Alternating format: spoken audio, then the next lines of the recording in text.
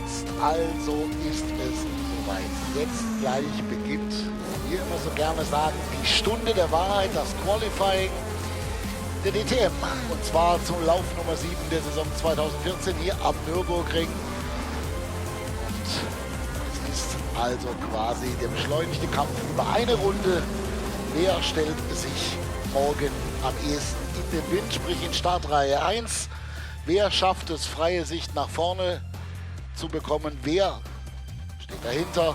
Vor allem wer findet sich mitten in der sogenannten Carbon Area wieder, das Gebiet quasi in einer Startaufstellung, wo es rund um einen herum quasi nur so wimmelt von irgendwelchen Kotflügeln und vor allem immer Konkurrenzmarken, das ist doch völlig klar. Also dieses Qualifying hier ist spannend wie jedes andere, auch mindestens, ich würde sogar sagen, noch ein bisschen spannender, als wir das normalerweise gewohnt sind. Denn das, was wir heute Morgen gesehen haben, das war so gar nicht einzuschätzen und lässt uns auch mit einigermaßen großen Fragezeichen auf der Stirn zurück. Ist es ein Solo für die BMW? Kann Audi sich im Qualifying ganz nach vorne schieben? Oder aber ist der Nürburgring wie schon so oft in der Vergangenheit fest in Mercedes Hand, die jetzt auch, wie wir bereits gelernt haben, auch bei trockenen Bedingungen ein bisschen näher dran sind am Geschehen und durchaus den einen oder anderen Audi und BMW heute früh hinter sich gelassen haben. Man erinnere nur an Free Practice Number 1 als ans erste freie Training, als Robert Wickens, der Kanadier, vor allen anderen stand. Das war jetzt vielleicht vorher, oder wenn man noch die erste Saisonhälfte sich zu Rate zieht, damit war nicht zu rechnen, aber so ist es mal so. Und jetzt fahren wir einmal mit Timo Scheider um den Nürburgring. Und neben mir sitzt Jan Seifert. Starting the flying lap here on the Nürburgring complete track. This straight is actually the most important for using DRS and maybe taking then the chance to overtake the guys in front down here to the first hairpin, which is normally in first or second gear. Pay attention because the apex drops down massively. Turn 2, there's not so much grip, so you have to be really gentle on the steering and on the throttle. Then the infield, the Mercedes arena, you should be patient going to turn 3. There's also the possibility of diving to the inside to the guys in front. Out of the arena, coming to the shortcut, which is normally second gear. The apex drops down here as well, so be gentle on the throttle, use the track completely as much as you can. Then bit 1 also with a lot of speed through the corner if possible. So the corner speed is one of the important points here. Now down to the long back straight. You can use as well the DRS down here. You have the same gain here with like 3/10 roughly till the braking area. Now the slow chicane, that's one of the most important points to get the right braking and to have a car which is proper on brakes, and also traction should be good. And we are coming already back to the last corner up to start finish. Second or third gear, try to squeeze as maximum as you can, and if you made it proper, you have a good lap time. It's 1:28.25, there's still something to go. And there is the man that gave us the hot lap here at Nürburgring. Welcome to this fantastic circuit. Here we are then, and there the results of free practice this morning. Paul de Resta top in the charts with a 1:23.578. Timo Scheider, the man that's just taken us on a tour of this Nürburgring circuit, coming home P2 in free practice. Don't read too much into that though, because the proper qualifying is about to get underway. And as Timo was saying as he was talking to Verena, just a sprinkling of shower just before qualifying is about to get underway. As we look at Matthias Ekström, he's the first that is going to be out of the pit lane, going to bank an early lap here now, qualifying into 3 sections for DTM for 2014. David, alongside me there is Christian Vittoris, one of the Mercedes high hopes. The real question, I think, in this first part is going to be around Matthias Ekström, because he is now the leading Audi driver in the championship. Audi's hopes really is going to have to be around him, and he doesn't qualify very well, does not Matthias Ekström. He's got to do something in this session to get himself up near the front of the grid in order to make his chances in the race be realistic, and therefore to get everybody else to support him. Straight away, Christian Vitoris is under investigation, which might have been for that strange sort of 3-point turn they had to do to get the car out off the pit apron and then down the pit lane properly. So that's straight away being investigated.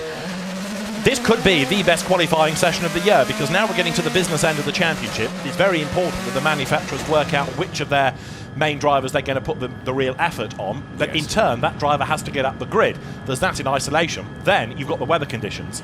And at the moment it is dry, but it's not as sunny as it was early on. The circuit is greasy, I would say, rather more than wet. Everybody, as you suggest, wants to do a banker lap, and you can see that it is still slippery.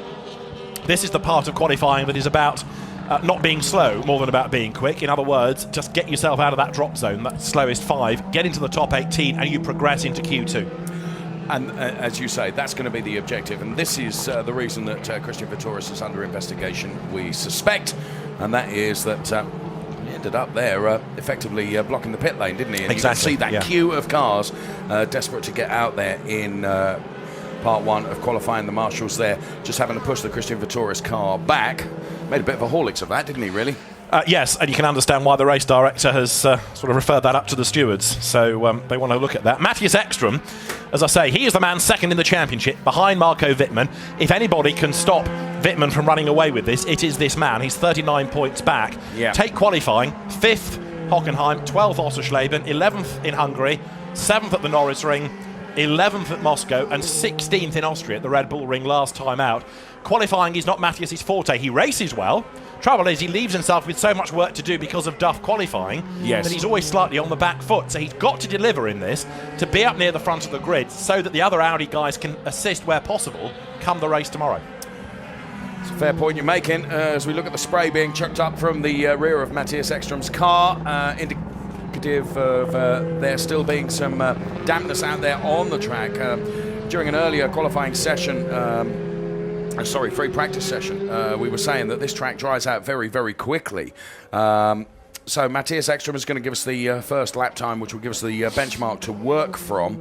The first 2 sectors through the NGK chicane now, and heads up for the final turn.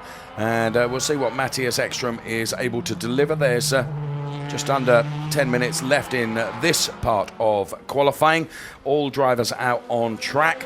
Well, they're not necessarily all out on track at the moment, but they're all entitled to take part in this. And Matthias Ekström sets a time then of 1:34.272. And that'll come down as the road dries. What they're aiming for is anything in the low 23s, and Ekström goes rather deep into turn 1, which is a hard part of the circuit to get right or easy to get wrong, depending on your point of view. And you could see the back end of the car stepping out there, couldn't you, on the exit of that turn, just proving that it is, as you say, it's greasy rather than wet.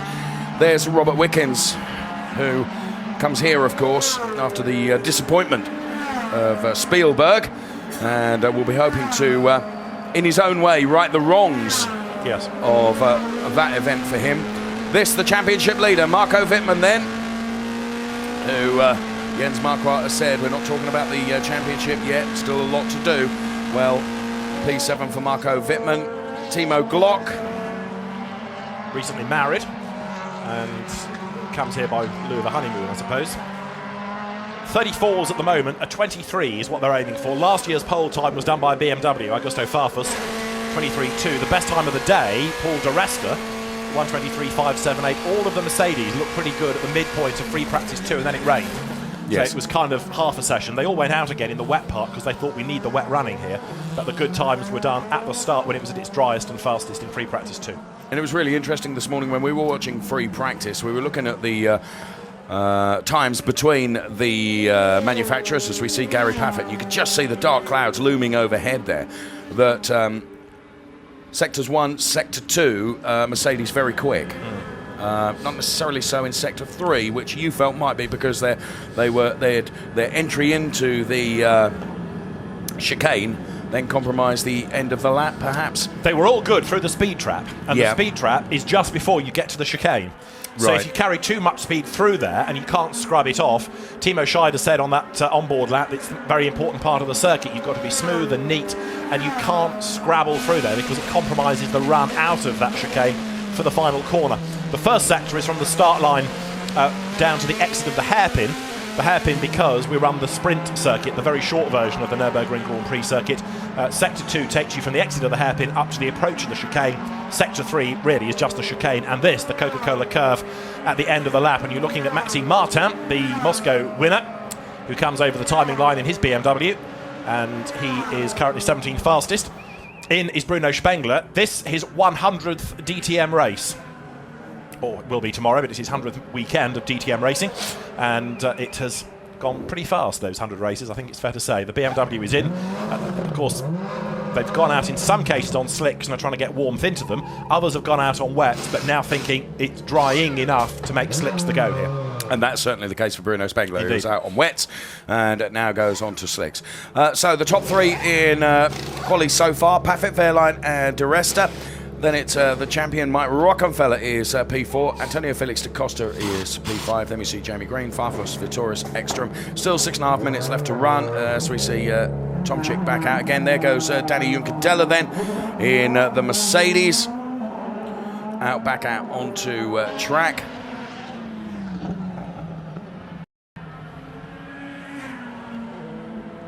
Paffett with a 1:32.518. So the time's beginning to come down, aren't they? 1:32 for 518 for Gary Paffett. Just while we're looking at tyres, can I digress very quickly, because I fear that when all this lot go back out on slicks, it's going to get a lot more lively. Let me just do the quick story about Christian Vitoris. We saw the car in the pit lane, and it is under investigation. It is being investigated for Article 30.7 of the regulations, which says a penalty may be imposed on any driver obviously hindering or blocking other participants. Okay. And therefore the race director feels that it's worth looking at whether it was deliberate or not. People were prevented from leaving the pit lane. That's what's being investigated. Thanks. So that is the chapter and verse on that particular article in the regulations as to why Christian Vitoris is under investigation. And the word, of course, penalty may. Indeed so. He's 8th at the moment, but really all people have done is an installation lap. They've had a look at the circuit and are deciding that it's time for slicks, because the road does dry quickly here. It dries better seemingly at given parts of the circuit. It's not constant, the track nature. No, and here what we're looking at now, turn 1 is not one of the sections where it dries quickly. No. And that is one of the busiest parts of the circuit. And trickiest as well. It's tricky in the Indeed. dry, never mind in the wet. And it comes at the end of a very fast straight, which is virtually bone dry. And so you're pushing on, you've got that speed, suddenly you get to the braking zone and it's wet. And you can slither out wide. So this is going to become a really intriguing session. And bear in mind that we've only now got 4.5 minutes of it to go. And we could just see then, when we were on board with Mike Rockenfeller, how he was fighting with the steering to try and control the back end slipping away. Gary Paffett in now. What we have is the ultimate lottery, because people are going onto slick tyres. They've got now 4 minutes and 15 seconds to go. Every lap will dry. Every car that goes through a wet part of the circuit will help dry it even more, and potentially the last car that takes the flag could be fastest in Q1, and therefore being dumped out of the top 18 is almost out of your hands. It's down to the conditions and how quickly the road dries and where you are on track relative to the flag. Good point. Martin Tomczyk then we look at right now. So the top three, Paffett, Wehrlein and De Resta. This is Martin Tomczyk in the BMW. BMW, of course, having a fantastic time of it. Last time DTM were out in Austria. Just leaving the pit lane is Timo Glock. And I offer you that because that, I think, means that he is the last of those that have pitted, and therefore... He'll do it. Can he be the man? You're not saying he'll be the last man to take the flag, but his tyres may just be coming good right at the very end. So he's going to be significant in terms of where he is, in terms of time and in terms of track position against the flag come the very end. We will watch. 3 minutes to go and counting. Martin Tomczyk up to second behind Gary Paffett. Okay, so the BMW bounces down the start-finish straight as we take a look at the weather conditions there. And wetter online is kind of an apt description, perhaps, isn't it? Yes, it's wetter in the flesh. The man looking at all that was Ernst Moser, who should know what it does around here because his team, Phoenix, is based just over the road, quite literally. This is home circuit. Winners here, of course, of the 24 hours this year. Miguel Molina comes up towards the chicane. Absolute best, personal best, and he needs this lap because he's not yet in to the top 18. So this is important. Vitoris goes quicker. Rockenfeller. Now Farfus goes top, but Molina is going to be crucial heading up towards the timing line. Does this get him into the top 18? He is 21st. He comes over the line as Wittmann goes top, and then he goes quickest instead. Molina goes fastest. So as you said, as the minutes count down, the changes in terms of times and who's top in the table. Well, it's Molina, Wittmann. Now it's Bruno Spengler that's gone fastest. Here comes Maxime Martin. He goes third fastest. Those at the moment under threat: Da Costa, Green, Petrov, Glock and Juncadella. Okay, Juncadella goes through and gets in. So that puts Joey Hand down to 19 fastest. How's Maxime Martin getting on as you watch? He is third. I've said before this season, he's somebody that drives by grip. Paul de Resta, you're looking at. He is currently trying to get himself up the order. He's 15th, but Maxime Martin, who, as I say, drives by grip, should be in these conditions pretty good. Just moments ago, this man was at the top of the table. So Paul de Resta, 46.7 through the first sector. Best through the second sector at 21.7. Let's see how he can do. He's currently P16. He's heading up for the timing line right now. We keep our eyes on Paul de Resta. Who goes quickest? 1:28.768. But the man ahead of him, Matthias Ekström, went fourth, and that was significant because he was on the bubble. We've also just had another change because Vitoris goes quicker. Then it's de Resta, Rockenfeller. That changes again because Farfus goes second. It's changing with every car that goes over the line. Hand, Da Costa, Green, Petrov, Glock are out. Wittmann goes quickest of all now. 1:27.722, 35 seconds or so to go. So we always knew this was going to be crucial.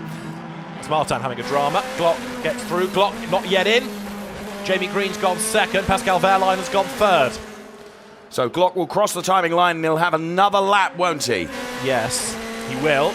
And he goes second fastest with one more lap to do in ever-drying conditions. Okay, 14 seconds to go. What I need to see is who's going to be the first man to take the flag and who is the last one to escape. That's going to be the significant part in all of this. Tomczyk goes through. 5 seconds, 4 seconds. Any more cars to come? Tomczyk goes through and the flag is out. So the last man that will take the flag on a flying lap, the last man will be Martin Tomczyk, who's just started his last lap. And he is now second fastest, Tomczyk, on that lap, 1:27.761. So everybody coming over the line now for this last scramble. This is their last opportunity to post a time in Q1. Tombe, Hand, Mortara, Ekström and Martin are out. And Ekström and Martin you would not expect. Over the line has just gone Ekström, and he's in and he's 9th. De Resta was quickest. Now Rockenfeller is quickest. Absolutely incredible. It is changing by the second here. So Mike Rockenfeller. Now it's Christian Vitoris that goes quickest. Eduardo Mortara now. Paffett misses out. Gary Paffett has crossed the line and he's 19th. He's out. Edo Mortara now goes 8th. So those, and here is Maxime Martin. Last time for Maxime Martin then, who's right at the bottom of the table at the moment. What can he deliver? He can deliver a P3 time, 1:26.382. Petrov is out, Ekström is out, Paffett is out. Martin Tomczyk there is the last man to take the flag. He goes over the line, he goes quickest of all as the last man to take the flag at 1:26.067. But Matthias Ekström, who is the man second in the championship, is 22nd fastest. He is out of qualifying, and his worst qualifying of the season has come at the worst possible time, because this is where Ekström, and I said it before the start of the session, he needs to be at the pointy end of the grid, and it could not really have been any worse. He's going to be virtually at the back. Gary Paffett is behind him on times, but Matthias Ekström, I'm afraid to say, track position was all wrong, wasn't it? Because had he done another lap, he'd have been back in, surely. But Ekström will be livid. He is out, and just at the moment in the championship where he's got to be at the front of the grid, he's going to be at the back. Well, he's going to have an awful lot of work to do. He'll get some support, I'm sure, along the way. But he's made it very, very difficult, hasn't he? So those we lose: Antonio Felix da Costa, Joey Hand, Vitaly Petrov, Matthias Ekström, and Gary Paffett. So there is Ekström. And as you say, track position was just wrong, wasn't it? Yeah. We've got 7 former champions in the DTM this year, and we've just lost 2 of them. Yeah. Part of this, in fairness, is because it is ultra competitive. I accept that. This is how qualifying 1 looked. Martin Tomczyk topped the table with a 1:26.067. Then the championship leader, Marco Wittmann, then Timo Glock, Maxime Martin, P4. Then it's Vittoria Spengler, Molina, Wehrlein, Junkadella, Scheider, Green, Rockefeller with Farfus, De Resta, Mortara, Tombe, Wickens and Muller, rounding out those that go through to the next part of qualifying, those we lose. Antonio Felix da Costa, Joey Hand, Vitaly Petrov, Matthias Ekström and Gary Paffett. As you say, 2 former champions knocked out of Q1.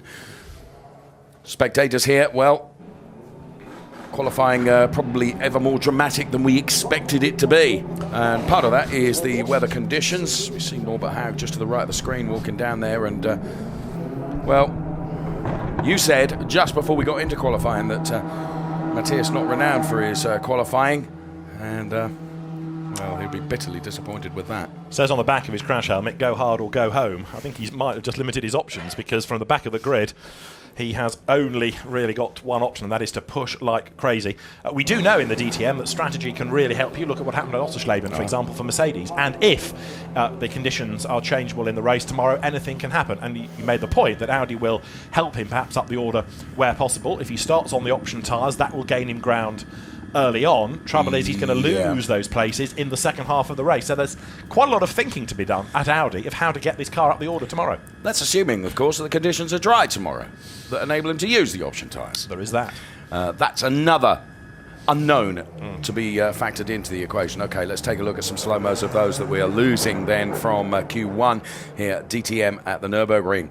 The Euronics Mercedes of Gary Paffett is out, so we see him exiting the car. Shakes his head. P23 for Gary Paffett. The man that we've been talking about that is a P2 in the championship on 56 points is this man Matthias Ekström, who just couldn't put it together for qualifying today, and he is out of the first part of qualifying. Also out goes the Russian driver, ex-Formula 1 star, in his Mercedes AMG Coupe, Vitaly Petrov, out of Q1. Also out, the Crown Plaza liveried BMW of Joey Hand. And you can see the back end of Joey Hand's car stepping out there as he was trying to conquer the dampish conditions. Also out, Antonio Felix da Costa. We've seen moments of brilliance this season from Antonio Felix da Costa, and he goes out of the first part of qualifying. Matthias Ekström is with Verena right now. Matthias, that is a catastrophe for you. I bet P22, that's not good. What was the problem? How come you weren't going any faster? You also came in to change tires, right? Yeah, I changed like everybody else did, but it was, for some reason, I didn't get the grip on the tires. And, I mean, we all drive as quick as we can, but that was not more possible in the mixed conditions. In the wet was all fine, but in the drying was nowhere.com. And for tomorrow, where can you go from P22? Not thinking about it now, I bet. Not really. All right. Thank you very much. Back to you guys. Well, Verena, who gets on very, very well with Matthias Ekström, probably getting more out of him than you or I would have done, David, if we'd have spoken to him, as we see Antonio Felix da Costa diving into his garage there. And there, another upset man. And, well, it all runs very, very quickly here as we get into the second part of qualifying. And Gary Paffett, another disappointed man, is with Verena now. A very disappointed man, I'm sure. Gary, P23, a catastrophe for you. Why weren't you going any faster? What do you think was the problem? And especially, it was the times were going so fast, it was hard to follow up. Did you realize that you were all the way in the back? No, I went off the track, so it's pretty obvious what I did. I mean, I was the quickest car for a long time, so the car was good. I was the happiest I've been with the car for today than I have a long time, and I just made a mistake on the last lap and went off, so it's quite simple. Thank you very much, Gary. Obviously, very disappointed. Back to you. Well, thanks, Verena, and well, to be fair, we didn't see that, did No, we? indeed. No, it wasn't that obvious because we didn't spot it. Nobody showed us that. So, in fairness to Verena, an element of that is down to the conditions, but equally, if it's Gary going off the circuit, he's only himself to blame. So frustrated with himself. Now, the track is a lot drier. We've lost 5, 2 of which were the Red Bull-backed cars, 1 Audi, 1 BMW. We've not had an Audi win all season, don't forget, either. Even though we talk about Matthias Ekström being second in the championship, not an Audi win have we had. You have to go back to 2000 when the DTM restarted to find the last Audi season without a win. They weren't works cars then, they were AB Sportline cars, but they were still Audis, the TT, when the DTM was recreated, and that was a winless season for Audi. It's a long, long time ago, but it's not looking great at the moment. Even though the cars have been consistently near the front, they've not been at the front. No. Okay, Ernst Moser then on the pit perch we look at as we get into the second part of qualifying. Now it's the DTM at the Nürburgring as we reach the crucial point of the DTM Championship for 2014. We're getting towards the sharp end of it now, where everything matters. And we've already seen the guy that sits second in the points not doing very well in qualifying, going out of Q1, Matthias Ekström. So, as we watch Molina then, and put the clock on him as he dives into turn 1. Turn 1's so difficult to get right in turn 1. And into the arena complex here is one of the last parts of the circuit to dry quickly. Molina pushing the Audi and giving it everything he possibly can, of course. There's 9 minutes left to run, and from this we lose another huge bunch of drivers before we go through to what is the third and final part of qualifying in the new qualifying setup for DTM in 2014. Yes, we end up with the fastest 8 going into that next section, and I was just wondering whether it's not got a bit greyer overhead, which suggests that the weather gods may have something up their sleeves for later on. But you've got Molina at the moment looking rapid, you've got Jamie Green pressing on, and the grid, come what may, is going to look fairly jumbled, particularly with the likes of Ekström and Paffett at the back. You could argue in Gary's case it's been self-induced if he went off the road and therefore having no chance to respond. These purple sectors, by the way, that Miguel Molina is doing, inevitable really, because it's the first flying lap we've had from anybody. The gravel bed looking all inviting, but people are going to try and stay away from that. It's a bit like sort of Brighton Beach at the moment. So Molina up towards the timing line out of the Coca-Cola curve. Green lights are on to say the session is live, and the gun time is going to be a 1:23.834, and a 23.2 is really where they need to be aiming for.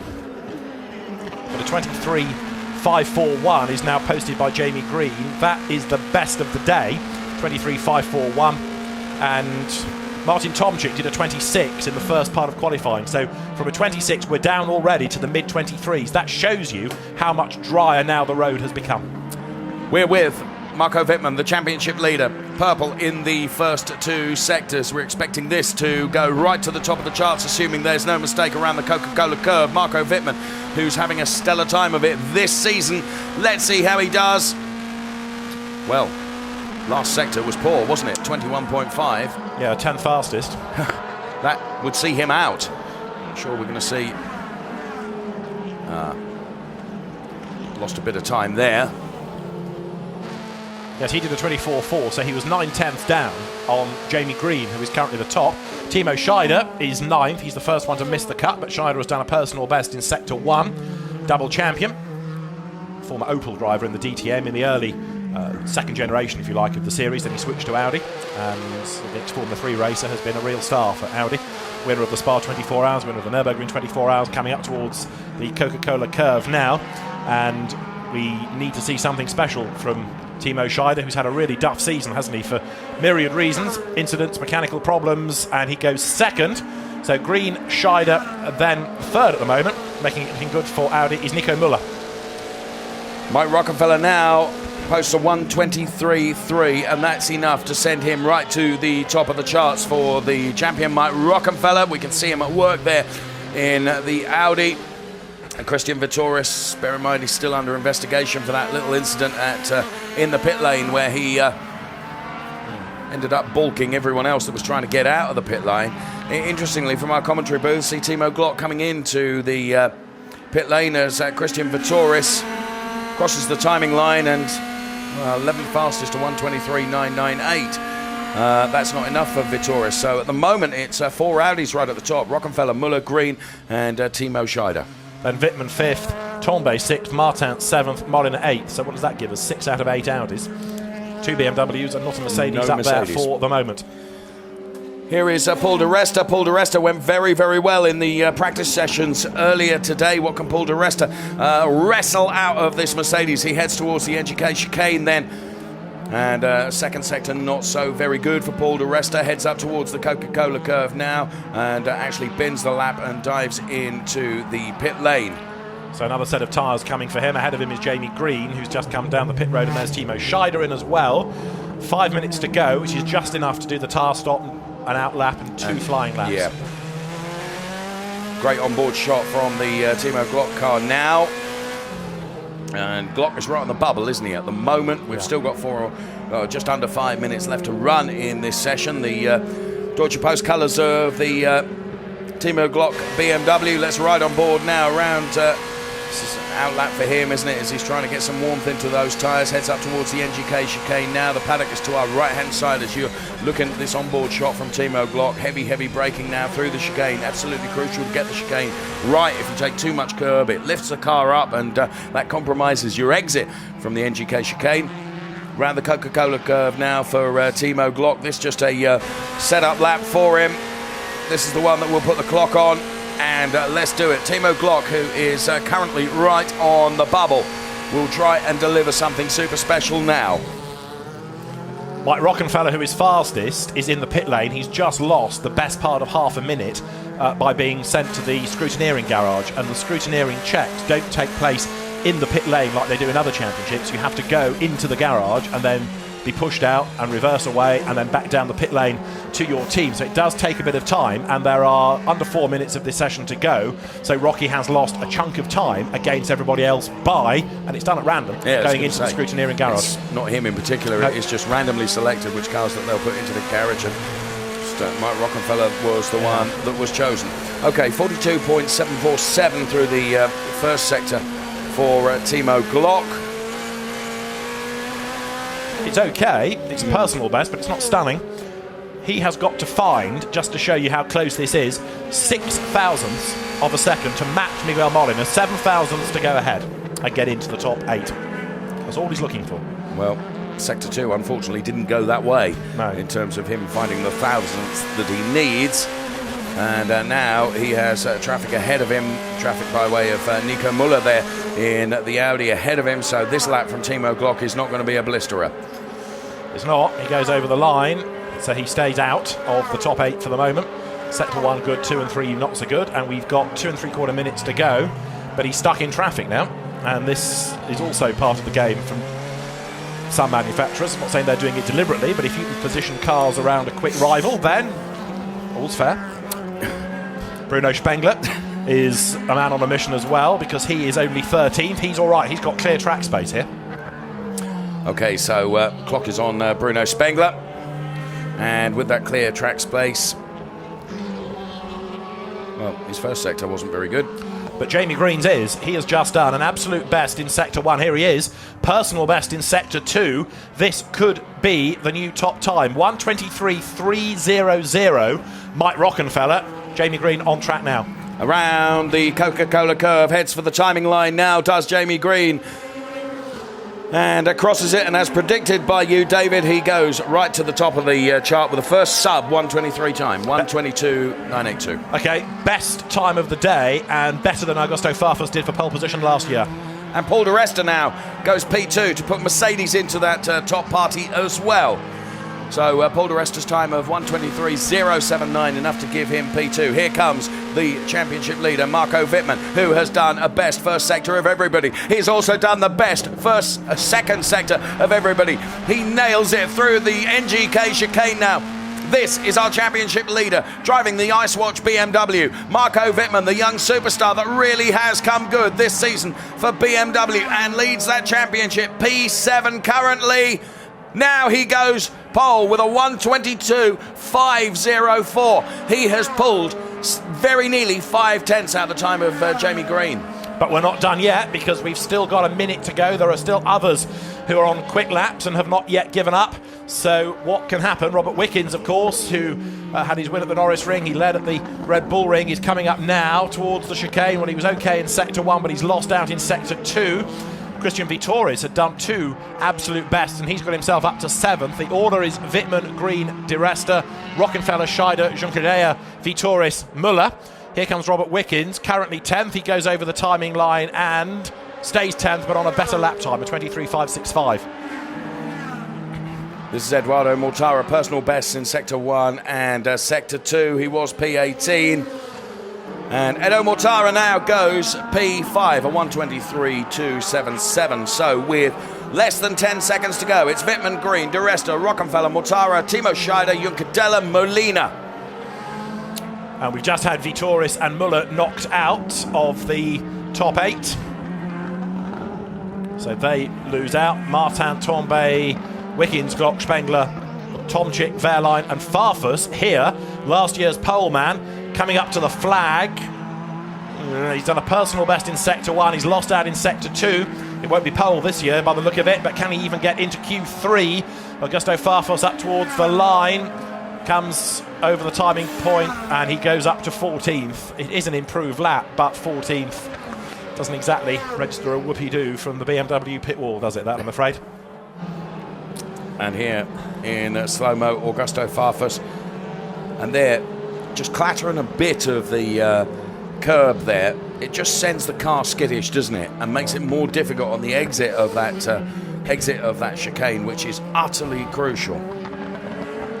Now Robert Wickens has just gone over the timing line and stays 13th.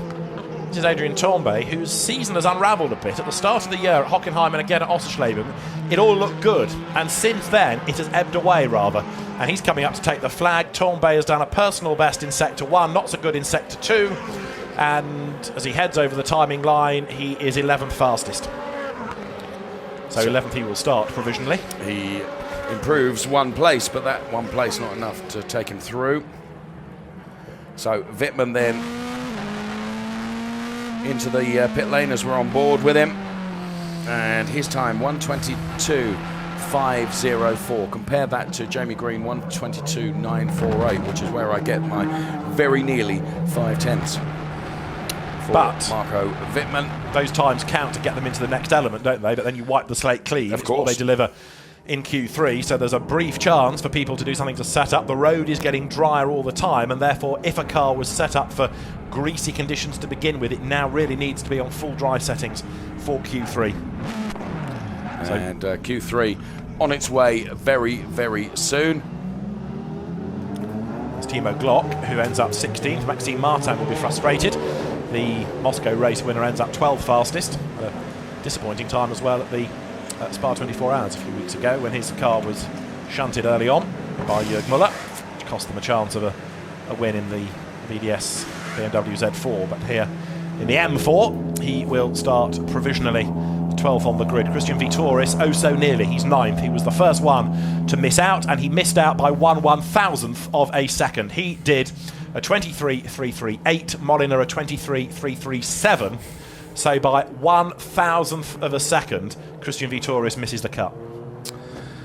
Yes, okay, here is a confirmation of the Session 2 in qualifying then. Those going through: Marco Wittmann, Jamie Green, Paul De Resta, impressive showing from Paul De Resta, P3, Mike Rockenfeller, Edo Mortara, Danny Juncadella, Timo Scheider and Miguel Molina. So 1 BMW, Audis and Mercedes, and then those that we lose: Vitouris, Müller, Tombe, Martin, Wickens, Farfus, Wehrlein, Glock, Spengler and Martin Tomczyk, all going out from Session 2 of qualifying, as we see in the eyes of Christian Vitouris now, who'll be looking at the timing screen, and well, he lost by the narrowest of margins. Just thinking about BMW's life here, because you've got Marco Wittmann, as you say, who is the fastest in the RMG car.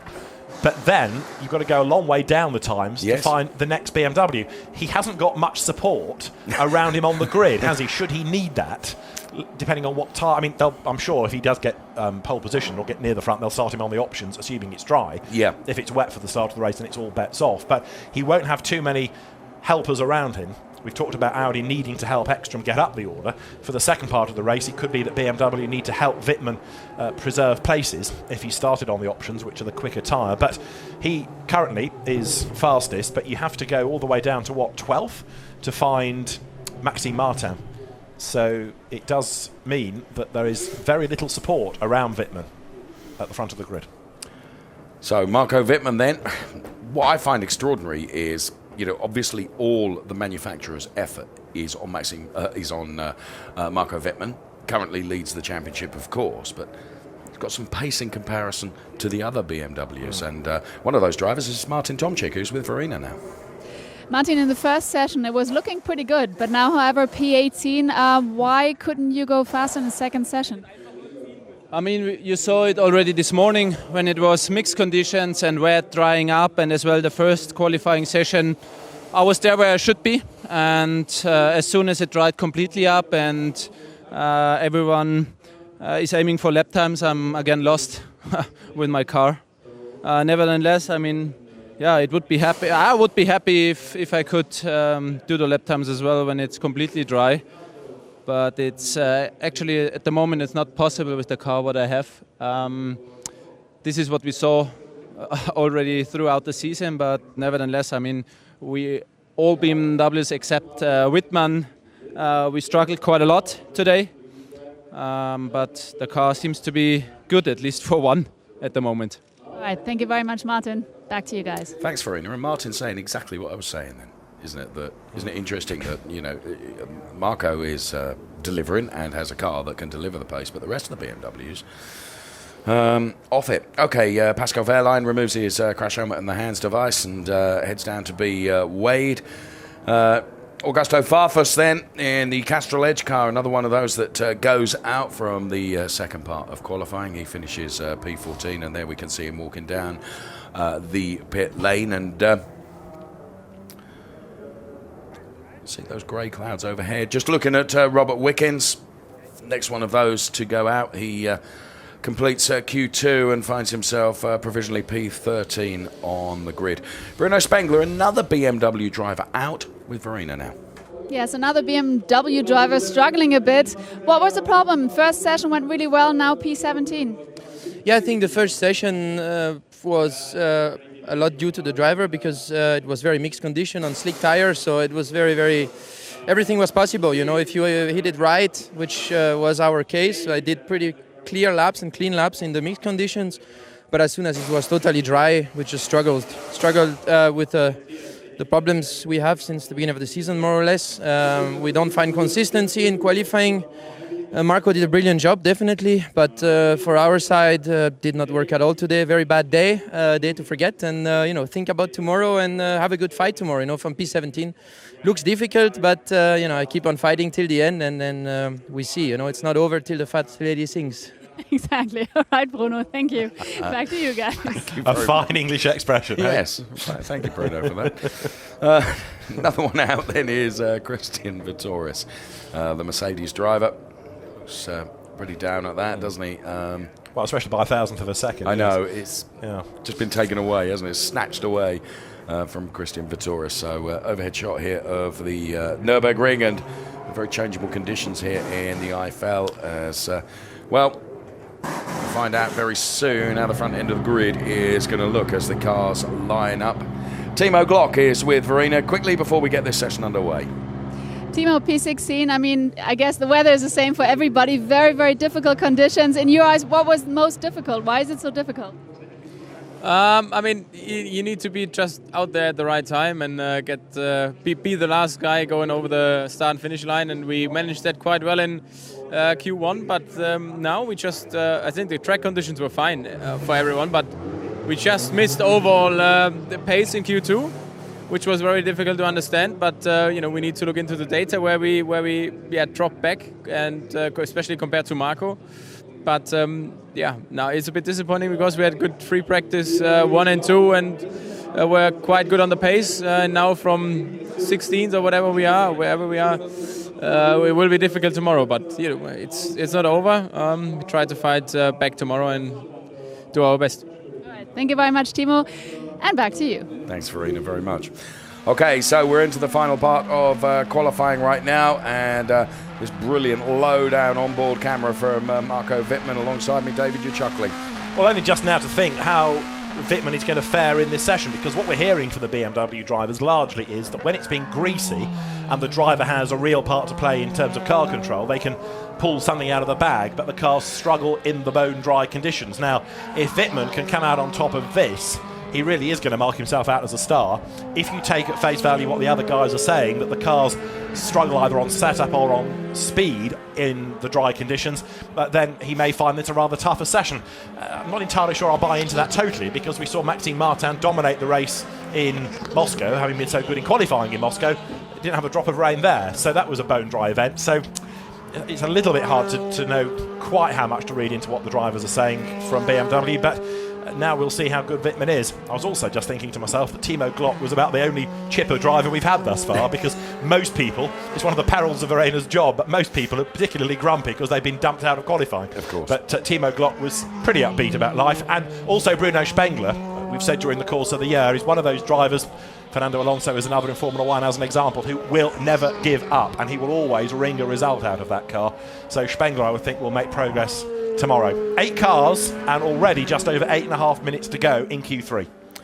It goes very, very quickly, and Timo Scheider is the car that we watch right now as the pit perch. Looking at the timing screen. So Scheider and Rocky, the 2 times that we have up in graphics for you on screen, and those are the 2 cars you can see in the picture. There is the all-black car of Timo Scheider, and closely followed by Mike Rockenfeller, the 2013 champion. So 123.048 from Timo Scheider, and a P2 for Mike Rockenfeller from his 123.126. Here comes Edo Mortara, who goes better at a 122.925. Personal best sector 1 and 2, and then best of everyone in sector 3. This is Marco Wittmann. Purple in sector 1, purple in sector 2.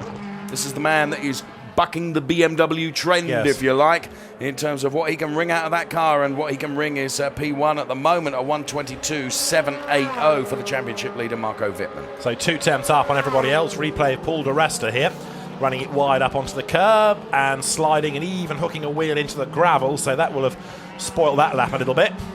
And of course he brings all the muck onto the circuit, which will be adding just to the slippery nature of the road for those behind. So first time we've had Daniel Junqueira in Q3 all season, the Spaniard who was a very good Formula 3 racer in the true sense of the word a few years ago, comes over the timing line 6th fastest.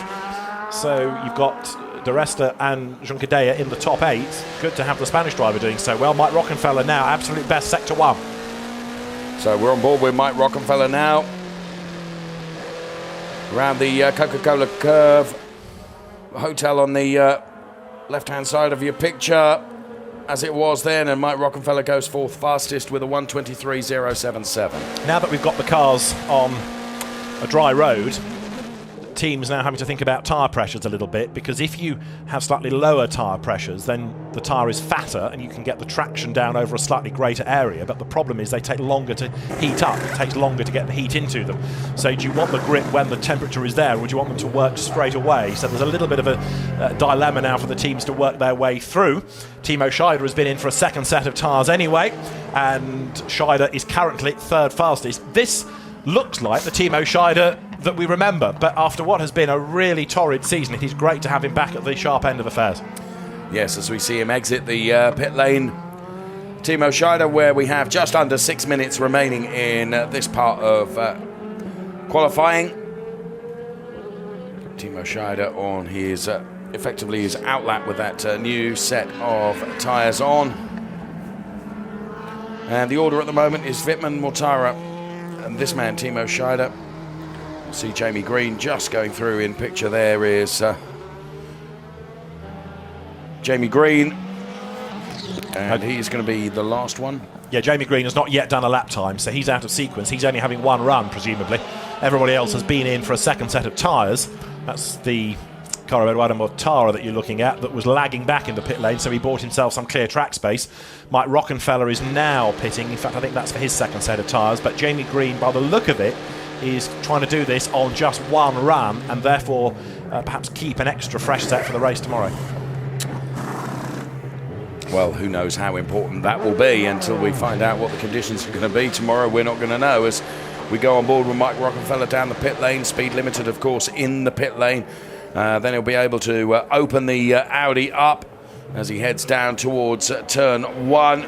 Wittmann's 1:22.780 has not been challenged, and there is only 4.5 minutes left for that time to be challenged. Clock is on Timo Scheider now. Okay, road getting faster all the time.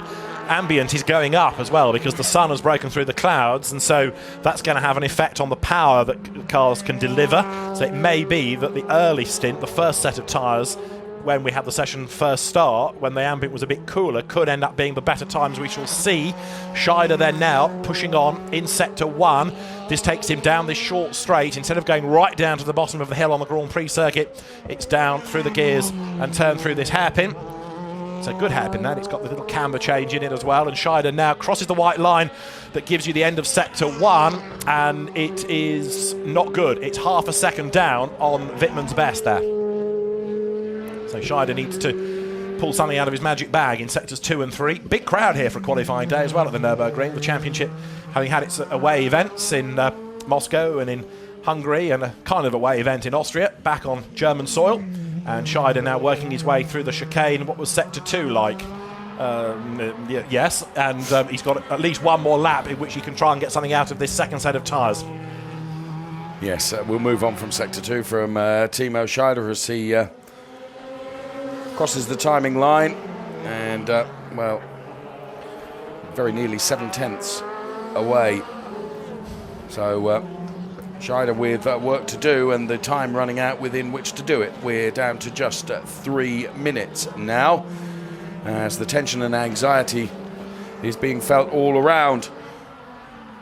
Jamie Green dives in. Interesting, because what he will have done is scrub that set and then go on to another set. He is going to do a tyre change by the look of it, but he's done one lap. Now either it's a new set or they're going to cross them over and see therefore that with 2.5 minutes to go, he's taking a bit of a risk here. He'll only get one lap in. Eduardo Mortara goes up to second, 1:22.925. So cross the tyres. Nope, new set. Okay, so he scrubbed one set. Now go on to a new set. And he will have one lap in which to do this. There is an out lap, and then Jamie, this may have been an inspired call, it may go against him. He might also feel 8th is as good as it's going to get, in which case I'll just do this session as tyre scrubbing anyway. Okay. But I would have thought that he would have more ambition than just being 8th. If nothing else, what he would like, and you could perhaps expect him to be ahead of the 2 Mercedes. We will see in just a couple of moments' time. Mike Rockenfeller is now third fastest. Wittmann's 1:22.780 is still the best time out there. Miguel Molina then, personal best in sector 1. He's currently 5th fastest in the Audi. Down the back straight here as he heads now towards the NGK chicane through that. The middle sector not so brilliant, 20.593 for Molina. Round the Coca-Cola turn then and heading towards the timing line. Here comes Miguel Molina. Stays 5th. Yeah, stays 5th. Paul Di Resta. Well, scrappy first sector. Personal best in the middle, still a 10th slower than Wittmann. And Paul Di Resta crosses the line. And he's got another lap. But the real question is Green. Here he comes to start, finally, a flying lap. And it's going to be the one chance that he has, so it'll be the flag for him next time around. And Jamie Green, his aim should be 6th at the very least here. He should aim to get ahead of Junqueira and Di Resta. Well, let's see if he can deliver. Jamie Green then, who has, well, left it late. He's got one opportunity to do this. This is the only timed lap that Jamie Green is going to have in this session. Needs to nail every apex, get every turn absolutely right. Giving the Audi everything he can. This is Jamie Green then. And we'll get the first sector time in just a moment, and it will be interesting to see how that compares with Wittmann's. And look at that, David. Well, it's a 42.3. It's a personal best because it's the only time he's been through the sector on a flying lap, and it is a 10th down on Wittmann. So it's going to be an okay lap, this. Timo Scheider has got to the end of qualifying. You can't go down the pit lane now because at the end of qualifying the pit lane is blocked off, so the cars all from Q3 go to scrutineering. Jamie Green, of course, doing a personal best in Sector 2. He's 1,000th quicker there than Mortara. So it might be good enough for the top 4, this, from Jamie. Well, we are about to find out as Jamie Green goes around the Coca-Cola turn then and heads up towards the timing line. P4 for Jamie Green. Fair prediction there, sir, if I may say. Thank you. So 4th he is. That puts him ahead of Scheider, Molina, but significantly Junqueira and De Resta. And Marco Wittmann, now the lone BMW warrior at the front of the grid. Everybody else in the BMW gets dumped out in Q1 or Q2. Wittmann, the pioneer, goes into Q3 and puts it on pole position. Well, Wittmann leading the championship, and well, that qualifying indicative of what he has delivered in DTM so far this season. Marco Wittmann then on pole position, started the season off with a win, took a win, of course, in Budapest as well as that in Spielberg, and of course that will clearly be his aim here at the Nürburgring, and he's given himself the best possible opportunity by qualifying in P1, so he heads off to be weighed.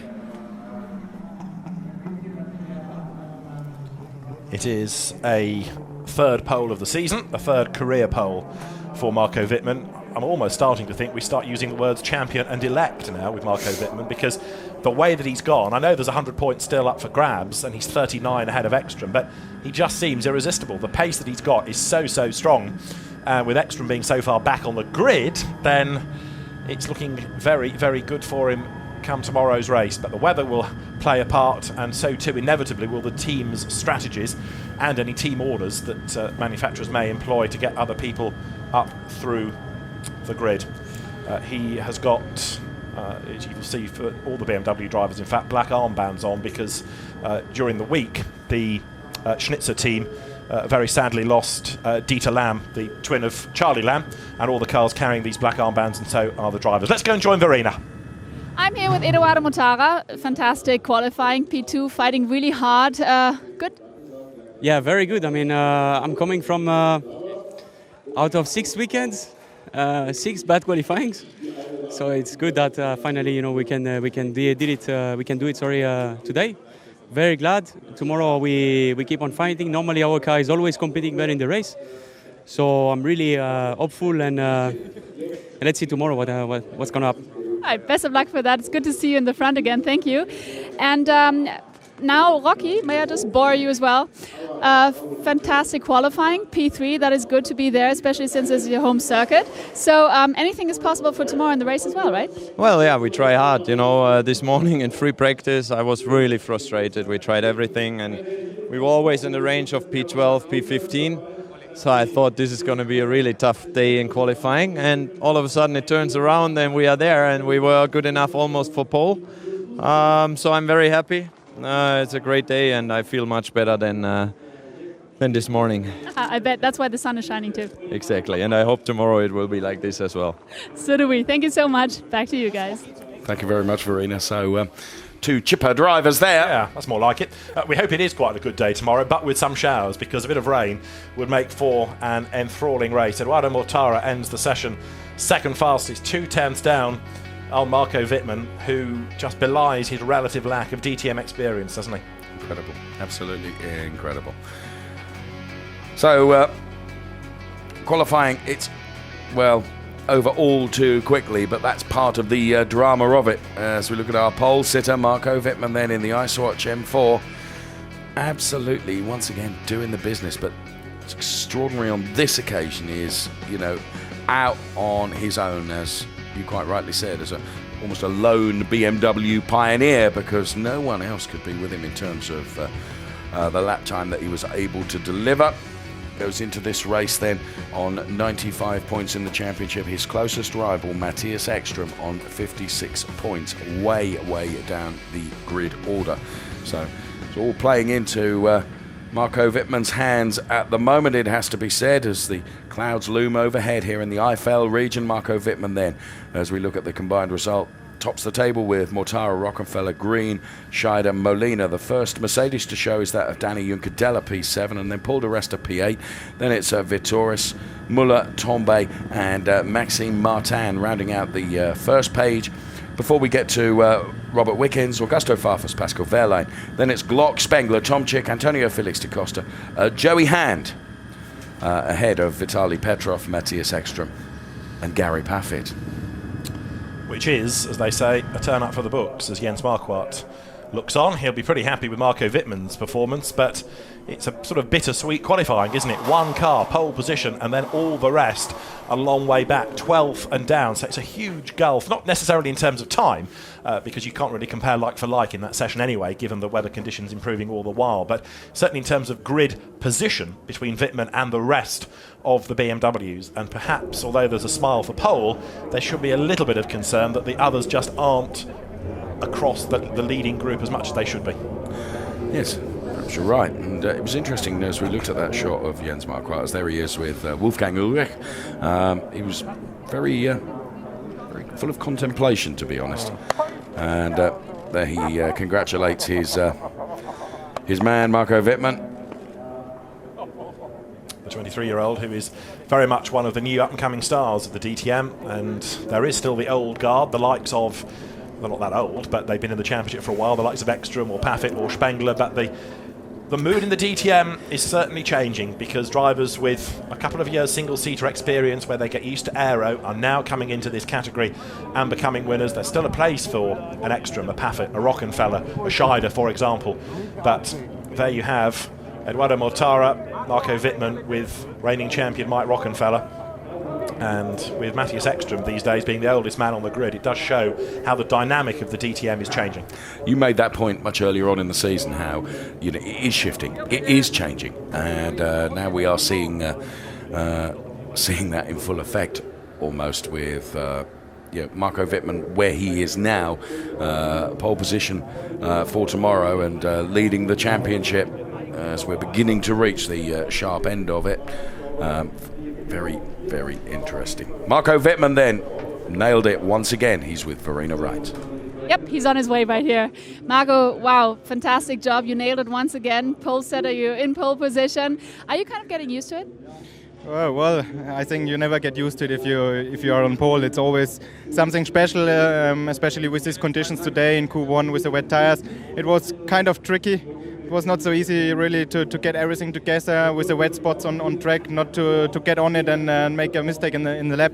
So it was quite difficult, but finally, it was a good qualifying for us. Car was amazing to drive.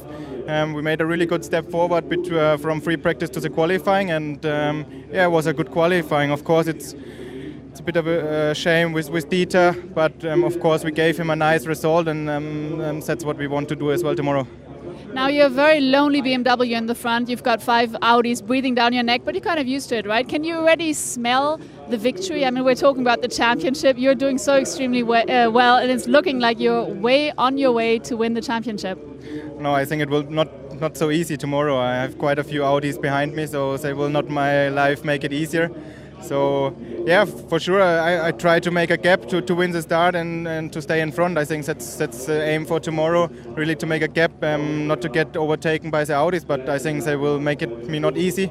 And let's see how it goes tomorrow. But I guess you're kind of relieved that your strongest competitors, Ecki and Spengler, are way in the back. Well, of course, I have seen it. For sure, our position after the qualifying is for sure the better one. But in the race, everything can change. Today was a good day. Tomorrow is another one, but for the moment, it's a good one. Thank you so much, and back to you guys. Thank you very much.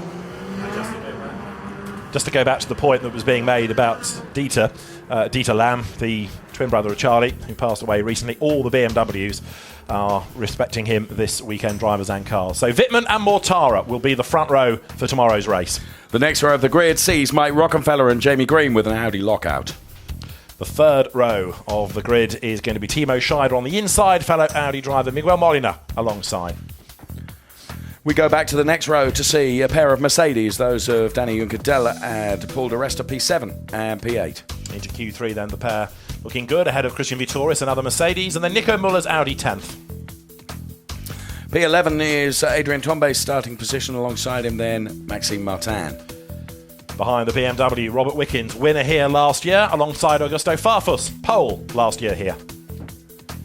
Then we see the Deutsche Post livery of Timo Glock and Bruno Spengler, P3 in the championship, next in the grid. Ahead of Martin Tomczyk, and then Pascal Wehrlein, who will start 18th. Then it is Antonio Felix da Costa and P20 for Joey Hand. But they are ahead of Vitaly Petrov and Matthias Ekström, whose woeful qualifying puts him penultimate on the grid. And woeful the qualifying for Gary Pafford as well, down there, P23 for the Mercedes driver. Spectacular part of the world, the Nürburgring. The Nordschleife is busy with track days today. The Grand Prix circuit busy with the DTM, with Formula 3 at the moment, with the taxi rides going on around the circuit. And there is Volkswagen and Porsche racing, as well as AutoGP here. So it's a great weekend for the fans. And the Grand Prix circuit that opened back in 1984, and people initially moaned about it and said, how on earth can this be called the Nürburgring when you compare it to the old circuit? Well, over time it's kind of grown into a modern classic, really, and it's got a good mix of corners, and it is a good fast circuit, and it's one that the drivers enjoy. And so very shortly we'll have a look at the highlights of qualifying and then make our way to the press conference.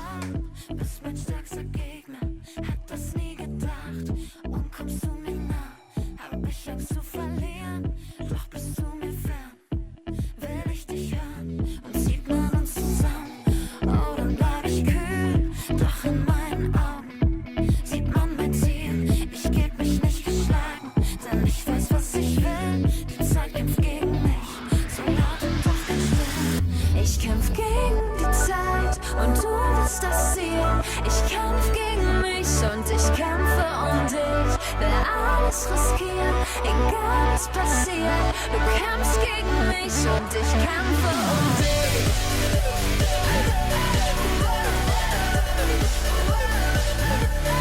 kämpfe um dich.